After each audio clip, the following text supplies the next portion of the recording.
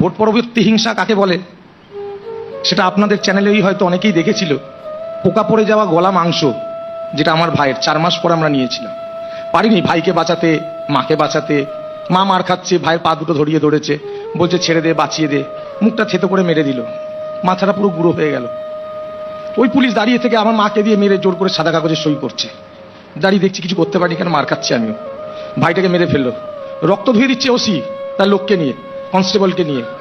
মারতে মারতে আমাকে শুধু থানায় তুলে নিয়ে গেল। আমার ভাই খুন হলো, আমাকে ধরে নিয়ে চলে গেল, সঙ্গে রক্ত মাখা ইটটা। আমি ভাবলাম হয়তো প্রমাণ হিসেবে নিয়ে যাচ্ছে, যতই মারুক ভাইয়ের বিচার পাবো। দেখলাম ইটটা লোপাট হয়ে গেল। এই পুলিশের অত্যাচার। ওটা হচ্ছে কলকাতা শহরের বুকে, কলকাতা শহরের বুকে, নারকেলডাঙ্গা প্রত্যন্ত কাকুরগাছি, একদম মেন কাকুরগাছি। রাস্তার সামনে। আমার বাড়ি মেন রাস্তার সামনে। তো শুনছিলাম না ভালো তৃণমূল, ভালো তৃণমূল হয় না। তৃণমূল খুনি, তৃণমূল চোর, তৃণমূল কোনোদিনই ভালো হয় না। ভালো সংজ্ঞাটা কি আমাকে যদি কেউ বলে দেয়, তাহলে আমার জায়গায় তাকে যেতে হবে, সেই পরিস্থিতিটা বুঝতে হবে তাকে। 4 মাস পর ভাইয়ের সেই দেহটা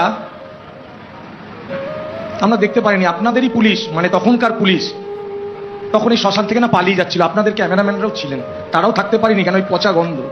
আমরা আমার ভাইকে পাইনি, পচা মাংস, পোকা পড়ে যাওয়া, পোকা বিলবিল করছে, সেই মাংসটাকে নিয়ে আমরা জ্বালিয়েছিলাম।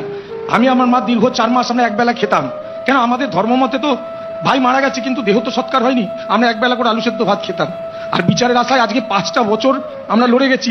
তারপরেও নতুন সরকার হয়েছে, কিন্তু এখনো এই পুলিশের বিরুদ্ধে, নতুন সরকারের বিরুদ্ধে হাইকোর্টে গিয়ে আমরা রিট করতে হয়। আর কত লড়বো আমরা? মুখ্যমন্ত্রী কি শুনতে পাচ্ছেন আমাদের কথাটা?